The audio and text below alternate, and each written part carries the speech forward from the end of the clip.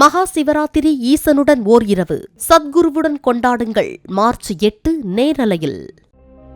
நடிகர் சுரேஷ் கோபி தனது மனைவி ராதிகா மற்றும் மகள் பாக்கியாவுடன் கேரள மாநிலம் திருச்சூரில் உள்ள அன்னை மேரியின் சிலைக்கு கிரீடத்தை வழங்கியது தற்போது தங்கமா அல்லது செம்பு கிரீடமா என சர்ச்சை வெடித்துள்ளது.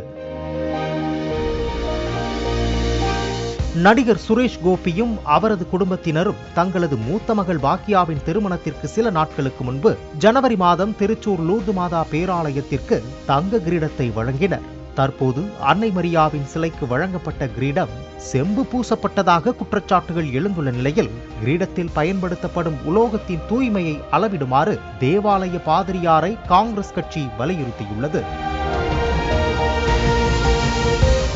கொடுத்த வாக்கை காப்பாற்றவே பேராலயத்திற்கு தங்க கிரீடத்தை வழங்கியதாக நடிகர் சுரேஷ் கோபி கூறியிருந்தாலும் கிறிஸ்தவ சமூகத்தைச் சேர்ந்த வாக்காளர்களின் மனதை கவரும் வகையில் தங்க கிரீடத்தை அரசியல் லாபத்திற்காக பயன்படுத்தியதாக காங்கிரஸ் கட்சியினர் குற்றம் சுமத்தி வருகின்றனர்.